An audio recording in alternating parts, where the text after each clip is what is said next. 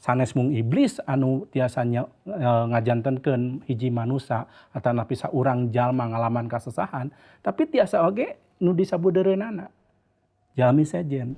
Seueur jalmi anu lepat hartos upami ninggal kaayaan bihari ayeuna kieu nya. Aya jalmi anu pada melana tiasa disebatkeun kirang sae sareng sajabina, namun kaayaana waluya, walagri, jenghar, beunghar. Seueur nya sagala rupi kasayan di anjeunna. Sawalerna anu laras-laras ka Gusti nah geuning sesah, ripuh sareng sajabina. Janten tina perkawis ieu sanes rarancang Gusti anu lempat, sanes Gusti anu ngabalukarkeun kasusahan jalmi, namung urang tinggal heula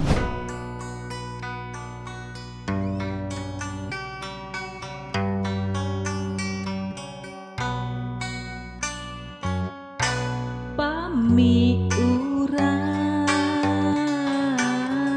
ninggal mangsa nu katukan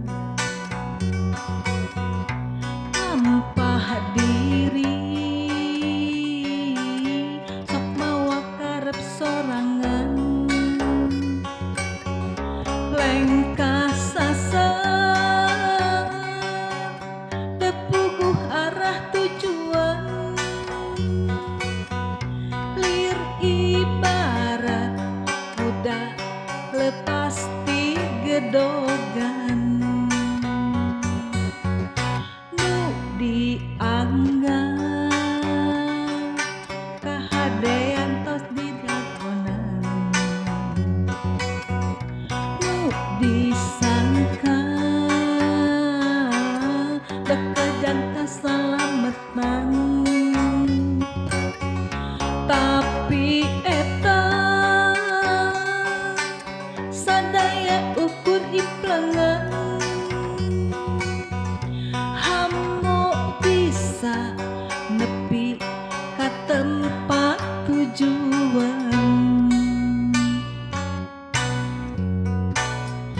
tapi aya hiji jalan nu pasti nu tujuanna ka negeri nu kerta ngalangkungan Isa Almasih Gusti nu kersa ngajait jalma tina dosa urang nu parantos nampi kurnia hirup jadi dibenerkeun mantena Roh Suci nuyun urang nu percaya hirup ngamulyakeun Pangeran. Tapi aya hiji jalan nu pasti nu tujuanna ka negeri nu kerta ngalangkungan Isa Almasih Gusti nu kersa ngajait jalma tina dosa urang nu parantos nampi kurnia hirup jadi dibenerkeun mantena Roh Suci nuyun urang nu percaya hirup ngamulyakeun Pangeran. Sampurasun pemirsa nu dipiasih ku Pangeran, pribadios ngaraos bagja tiasa nepangan para wargi sadayana. Pamugi urang sadayana aya dina ginanjar kawilujengan. Pamirsa tepangan urang dina gentra kaharipan ieu tos diawitan ku lagu pujian ti Teh Rita oge Kang Omen. Pamugi janten berkah kanggo urang sadayana. Pamirsa tepangan anu kapengker gentra kahuripan tos ngagoar perkawis rarancang Allah teh henteu gagal kanggo manusia. Margi naon aya cukang lantarana nyaeta dipulihkeun ku Gusti Yesus. Namun dina kanyataanana urang seueur ieu teh jalmi anu teleres namun siga anu diberkahan leres-leres diberkahan katingalna teh anjeunna dipasihan jabatan nu luhur oge harta lubak libuk. Lah ieu teh naha kunaon sapertos kieu urang dina danget ieu urang ngaguar deui rarancang Gusti dibalik kabeberat hirup manusia. Mangga supados nyangkolong kana waktos urang tepangan Kang Adang anu janten narasumber urang. Hatur nuhun Kang, Sami-sami. paratos sumping kumaha Sami-sami. damang? Puji Gusti, saya Puji Gusti. Nah tadi teh tos disebatkeun ya teh Kang, rarancang Gusti teh endahnya leres pisan, teu gagal. leres pisan. Namun naha geuningan seueur jalmi ieu teh kanyataan anu leres-leres Mohon, bet seueur hirupna teh pinuh ku beberat. leres. Padahal tangtos rarancang Allah mah sae endah. Mohon.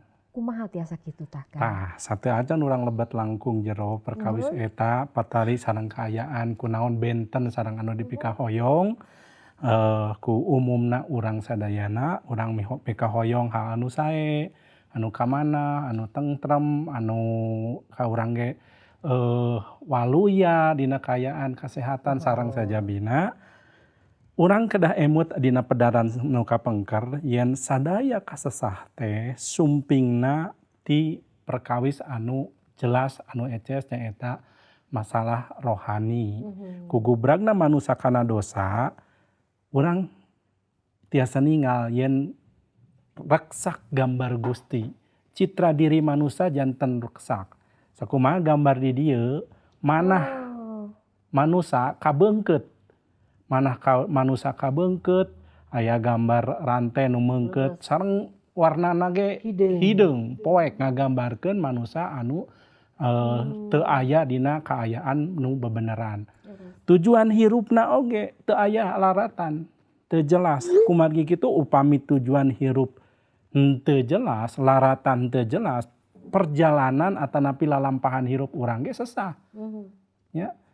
Kadungsang-dungsang bingung teu aya nu dituju margi lir ibarat urang bade midamel lalampahan ka hiji tempat upami laratanan teu jelas kumaha di perjalanan teu jaminan naon anu dikudu disiapkeun mangka mayunan bahla di perjalanan janten kasesahan eta sumping margi jalmi ical purwadaksi ical jati diri perkawis kayaknya eta reksak gambar Gusti kumargi dosa teh salajengna disanggemkeun sakumaha gambar di dieu Gusti Yesus mulihkeun deui rante anu tadina meungkeut teh dipegatkeun ku Gusti Yesus aya terangna Gusti Allah aya cahayana Gusti Allah hate anu tadina hideung poek anu ngagambarkeun hal anu teu jelas teu eces teu terang tujuan janten caang janten bersih anu warna beureum eta mintonkeun pangorbanan Gusti Yesus anu nyeuseuh kaayaan anu poek eta nu awon teh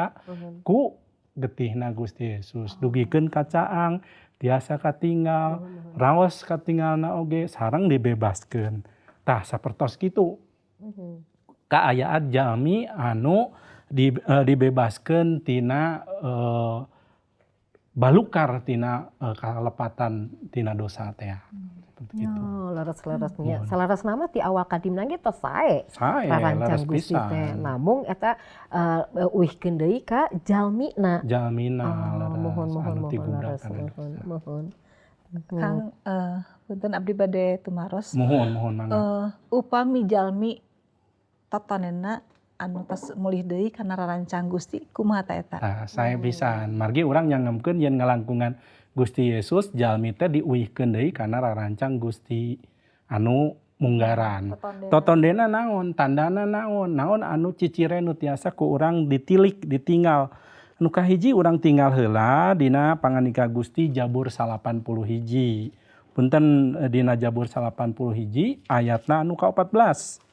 Di dieu eces pisan kangge urang. Mangga aos heula. Dawuhan Gusti Jabur 81 ayat ke-14 unggalna Allah ngandika jalma nu nyaah ka kami tangtu ku kami disina salamet anu ngaku yen kami teh pangeran tangtu ku kami ditang tayungan. Tah nu nyaah ka kami hartosna ieu cumantel raket sareng Gusti totonde jalmi anu parantos diuihkeun deui tina kaayaan tujuan anu teu eces teh sakumaha digambarkeun eta diuihkeun deui ngalangkungan Gusti Yesus totondena nyaeta naon cumantel raket sareng Gusti anu nyaah ka kami henteu pegat hubungan sareng Gusti.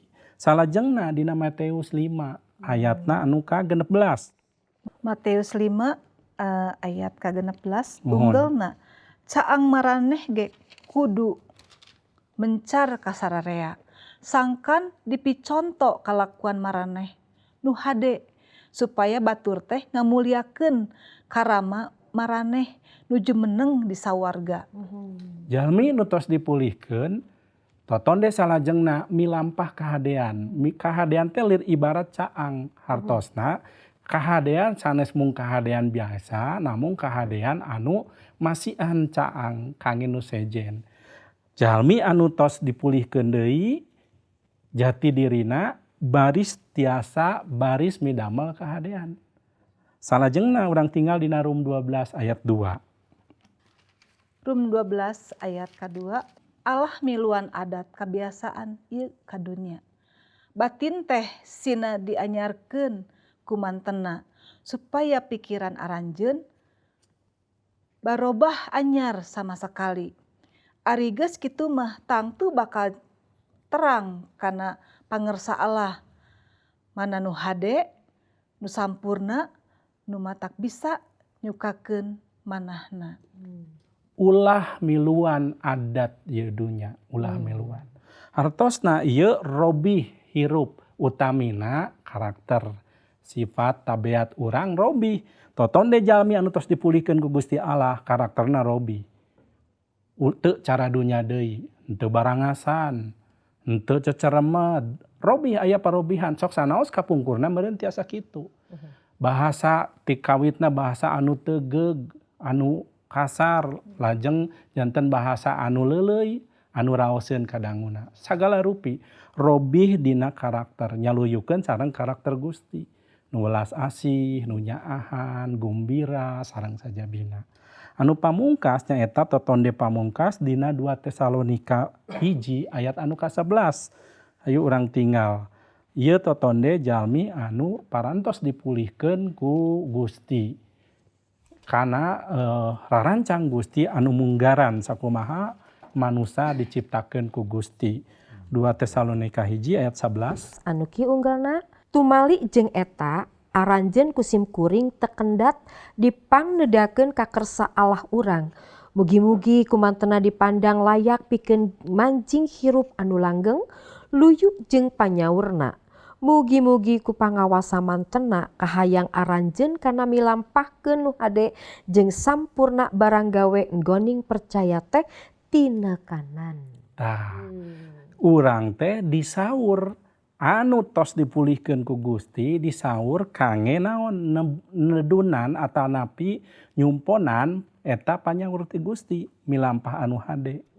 Saurna janten eces pisan ka urang cicirena nyaeta naon? Kedah lalampahan anu hade. Numutkeun 2 Tesalonika 1 ayat 11. Urang disaur kangge eta, kangge pada melan eta, sanes pada melan urang nyalira. Sanes tujuan hirup urang nyalira, tapi naon anu dirancangkeun ku Gusti ti wangkid manusia diciptakeun. Janten uwih deui kana eta nyaeta milampah anu hade, anu mulia, anu kamana, sapertos kitu. Tah eta totonde jalmi anu tos dipulihkeun deui ku Gusti Yesus. Hatur nuhun. Tah padang abi bene menaos kieu nya. Apakah Gusti Allah teh ngagaduhan hiji tujuan khusus gitu kangge ka tiap-tiap jalmi teh gitu. Mohon. Nah Gusti Allah gaduh tujuan kangge pada jalmi nya. Nah tangtos urang nu kahiji urang tinggal heula aya nu disebat tujuan Gusti Allah secara umum. Anu kangge sadaya jalmi. Oge aya anu khusus jalmi anu parantos lebet di lebet kapercantenan keyakinan ka Gusti Yesus. Kangge anu umum urang tinggal dina Yohanes 3 ayatna anu ka-16 dugi ka-17. Yohanes 3 ayat ka 16 ka-17. ka-16 dugikeun ka-17. Kieu pangandika Gusti. Karena kacidami asihna Allah ka alam dunya nepi kamasihkeun putra tunggalna supaya sakur anu percaya ka Anjeunna ulah binasa tapi meunangkeun hirup langgeng. Ayat ke-17. Sabab Allah ngutus putra na ka alam dunya teh lain pikeun ngahukum alam dunya tapi pikeun nyalametkeun. Tah, ieu secara umum Allah alim hiji oge jalmi nu diciptakeun ku anjeunna binasa. Ieu secara umum. Sadaya jalmi diperlakukeun, dipundut, dipikahoyong ku Gusti Allah sakumaha ciptaan munggaran kapungkur aya di hadirat Gusti, aya hubungan sareng Gusti. Henteu binasa, henteu cilaka. Kumargi kitu Allah ngutus putrana supaya naon nu percanten kamantenna disalametkeun.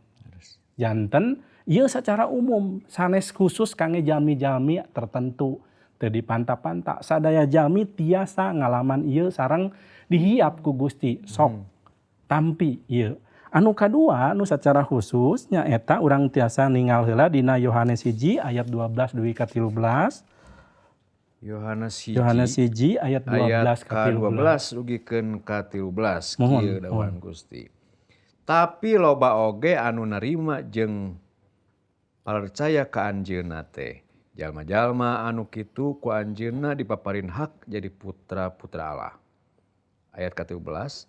Jadina putra-putra Allah teh lain ku cara anu lumrah di manusia, lain ku cara anu yuga ti Bapa sifat manusia rama maranehna teh Allah kumanten. Tah, janten ngalangkungan Yohanes 1 ayat 12 dugi ka 13 urang ningal hal khusus. Jalmi-jalmi anu percaya saurna di dieu. Ngalangkungan Gusti Yesus jalmi-jalmi ieu kagungan atanapi mibanda kaayaan anu enggal.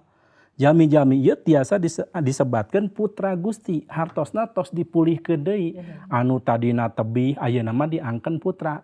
Emut dina pedaran sateu acana rarancang Gusti anu mimiti hoyong ngawangun kulawargi. Di dieu disangemkeun janten putra Gusti.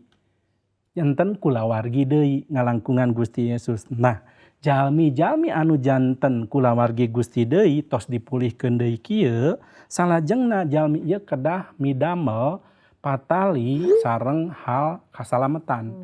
Naon eta janten saksi patali sareng kasalametan. Masihan terang, masihan caang, masihan bongbolong kangge sejen jalmi anu keneh poekeun. Atanapi nu aya dina non teh pameungkeut rante dosa anu poekeun. Salajengna naon deui tina ayat ieu urang tiasa ningal oge jalmi salaku putra Allah kedah mintonkeun sakumaha Allah. Kumaha ramana nyaeta Allah nyalira putra Allah oge model kitu. Sanes mungka istimewaan posisina wungkul salaku putra tapi oge aya tuntutan nyaluyukeun diri kana status salaku putra Gusti teh. Malihan dina 1 Petrus 1 ayat 15 manawi pangaoskeun 1 Petrus 1 ayat 15 anu kieu unggelna sabalikna masing suci kalakuan sabab Allah nu geus nyaur ka aranjeun teh suci. Tah, tujuan khusus urang dipulihkeun aya dina kayakinan dilebet ka Gusti Yesus teh kangge hirup suci. Allah anu nyaur teh suci. Janten tujuan khususna henteu tiasa kasucian ieu dipidamel ku jalmi anu di luar Gusti Yesus margi. Ieu priyogi anu namina bantosan ti Gusti. Pamulihan ti Gusti Yesus nyumpingkeun Roh Suci. Roh Suci ngabantos manusia sangkan tiasa hirup suci. Ieu hal khusus. Salajengna upami urang parantos hirup suci, tos kenging kasalametan, midamel perkawis kasalametan, janten putra Allah, urang nu pamungkas kedah nulad Gusti ku anjeun. Sakumaha nu dipidamel, sakumaha anu kamanah, sakumaha nu kaemut ku Gusti tulad eta. Cariosan lalampahan urang saluyukeun sareng cariosan sareng lalampahan Gusti. Anu sae, anu kamanah saur panganika Gusti. Tah eta tujuan khusus jalmi diciptakeun ku Gusti Allah ti wangkit munggaran dugi ka ayeuna. Mohon. Nah, namun kieu Kang, abdi mendakan ye jalmi anu tos percanten miring ka Gusti. Mohon. Kahirupanan teh meni siga nu seueur ka abot teh. Tah, gitu kan. leres Benten sok aya teh laras seueur jalmi anu nolak lah mohon. ka Gusti tos disaur ku Gusti nolak tapi teh jamuga hirupna Sawalerna tanya sawalerna kayananya tidinya tah mohon. kumaha tiasa kitu tah. Seueur jalmi anu lepat hartos upami ninggal kaayaan bihari ayeuna kieu nya. Aya jalmi anu pada melana tiasa disebatkeun kirang sae sareng sajabina. Namun kaayaanna waluya, walagri, jenghar, beunghar. Seueur nya sagala rupi kasayan di anjeunna. Sawalerna anu laras-laras ka Gusti nah geuning sesah, ripuh sareng sajabina. Janten tina perkawis ieu sanes rarancang Gusti anu lempat, sanes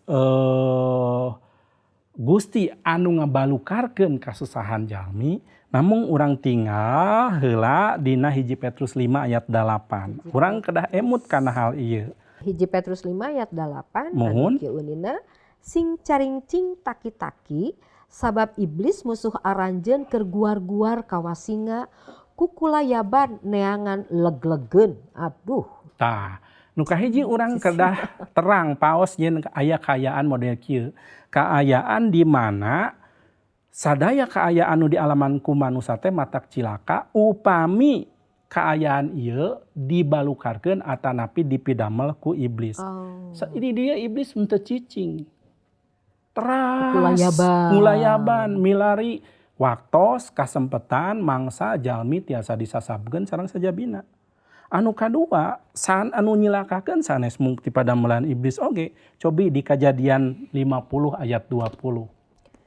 Kejadian 50 ayatna anu Anu ka 20. 20 anu kieu unggelna. Nya bareto kuring ku aranjeun dicilakakeun. Tapi ku Allah geus dibalikeun jadi pitulung. Sangkan kuring bisa nyambung umur sanak baraya anu sakitu lobana. Nya geuning ayeuna bukti aranjeun bararisa keneh hirup nya tidinya lantaranana. Tah, aya kasesah anu dibalukarkeun ku sasama. Di dieu Yusuf anu ngalaman. Leres. Kasesahna sumping margi padamelan atanapi kaayaan anu diciptakeun ku saderek-saderekna. Saur Yusuf nya leres aranjeun kapungkur ngareka-reka rupi-rupi kasesahan kange Yusuf. Dugikeun ka dijualna. Malihan mah bade aya rancang bade ditelasan. Namun kange jalmi anu percanten ka Gusti ningal hal ieu teh mangrupikeun naon hiji kaayaan pikeun. Oh. Hal anu sae ka payuna. Sanes mung ninggal kajantenan anu sesahna wungkul. Cindekna tina ayat ieu urang tiasa ninggal. Sanes mung iblis anu tiasa ngajantenkeun hiji manusia atanapi saurang jalma ngalaman kasesahan, tapi tiasa oge nu disabudereunana. Jalmi sejen. Anu salajengna nyaeta urang tinggal nyaeta diri urang ku anjeun. Aya jalmi-jalmi anu ngalaman kasesahan margi dipidamel ku nyalira. Kunaon jalmi kitu? Margi jalmi anu gumrag kana dosa teu gaduh laratan, teu gaduh pangaping pikeun midamel anu leres. Dirina ku anjeun condong atanapi teras-terasan arah atanapi tujuan kana barang damelna teh kana hal-hal anu awon. Tah dirina ku anjeun sasab. Salajengna aya oge hiji kaayaan anu sesah tapi ieu mah sumpingna ti Gusti. Ya. Tah jalmi anu sae teh tadi nu disanggepkeun. Nah, Hartosna ieu Gusti ngabatalkeun rancanganana, ngagagalkeun rancangan nu endahna atanapi kumaha? Urang tinggal salah sawiosna. Ayub. Hayu urang impleng. Laras. Ayub kurang kumaha? Dina sakedet netra putra-putrana raja kayana malihan dirina ku anjeun keuna ku panyawat anu pikageuleuheun. Mangsa harita eta panyawat teh marupikeun panyawat anu sadaya ge alim, kalebet anu dikutuk panyawat kitu. Hiji hal anu dipilarian ti Ayub naon? Kasatiaan. Imanna anu kedah diuji. Tah, ieu upami ti Gusti mah. Gusti ngawidian Ayub nandangan eta kangge ngabukteskeun ujian iman Ayub. Nah tahan atanapi henteu mangsa kaicalan harta banda, kaicalan murang kalih nu dipikadeudeu, kaicalan kaayaan diri anu sehat anu walagri. Ayub sangsara pisan. Tiasa diaos dina kitab Ayub. Moal cekap waktosna urang ngaos kita sa kitab. Pasarna seueur, ayatna seueur. Kumargi kitu tiasa ninggal ti anjeunna. Kitu oge nabi-nabi, aya nabi nu dipundut ku Gusti midamel hal-hal anu numutkeun pangemut manusia itu berat, numutkeun pangemut manusia. Contohna aya nu kedah kulemnya ngigir, kapalih kenca, salami sakieu taun, sareng sajabina, malihan aya nabi anu kedah milampah atanapi ngalakukeun perjalanan anu teu kinten tebih rupi-rupi. Ieu sadayana ujian kangge kasatiaan. Sumpingna ti Gusti kasesah anu nguji kana kasatiaan. Margi saparantos eta boh Ayub kitu oge nabi-nabi. Anjeunna ge dipulihkeun saparantos kabuktosan satia. Tapi aya oge rarancang Gusti anu nyumpingkeun kamulyaan. Sok sanaos dina kasesahan. Misalna Gusti Yesus ku anjeun. Dina Injil Lukas pasal 8 sareng saterasna Gusti Yesus paling henteu 3 kali nyangemkeun kasangsaraan. Baris ngalaman hiji kasesah tur dugi disangsara tur dugi maotna di kayu salib.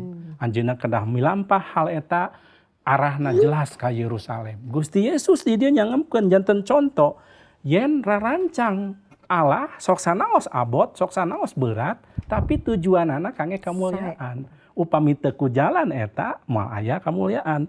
Anu salajengna contoh salajengna nya eta Asaf dina Jabur 73. Asap dugikeun kanyangemkeun ikieu. Jadi percuma kaulah hirup bersih dina Jabur 73. Teu guna ngajauhan dosa oge ayat anu ka-13. Naon margi anjeunna ninggal aya jalmi anu teu anut ka Gusti namun walagri sehat jeneng sareng sajabina. Asap ngaraos kitu. Namung pamungkas Asap sadar. Jadi keur kaula mah raket ka Allah teh kacidahadena ka Pangeran nu Maha Agung kaula seja nyalindung sarta ngawartakeun sadaya pada melanana. Kacindekanana tujuan ngalaman kasangsaraan sakumanu dialaman ku Asap eta kangge kamulyaan Gusti. Nya kitu oge jalmi anu lolong anu diserat dina Yohanes 8 ayat 3. Eta oge sami.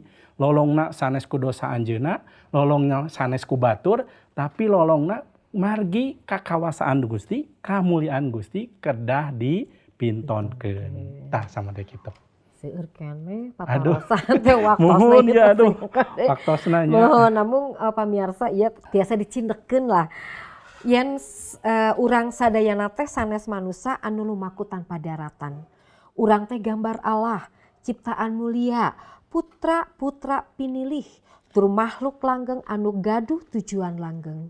Gusti Allah tos ngararancang hal eta ti bihari sakumaha kasaksian kitab suci, lajeng ngalangkungan Gusti Yesus rarancang anu reksak eta margi dosa teh dipulihkeun deui. Ayeuna urang lebet di roh satunggal sareng anjeunna aya dina lalampahan ngarengsekeun eta rarancang anu endah dugi ka langgengna. Hayu ulah kapaido deui ku rarancang anu nyasabkeun. Sabab rancangan Gusti Allah keur aranjeunna teh langkung ageng tur mulia. Tangtos pamirsa seueur patarosan. Tah di layar kacana sewang-sewangan aya nomor anu tiasa dihubungi ku para wargi. Mangga tangtos diwalar. Mung sakieu anu tiasa didugikeun pamugi ngajantenkeun berkah kanggo urang sadayana. Gusti Yesus ngaberkahan. Hatur nuhun.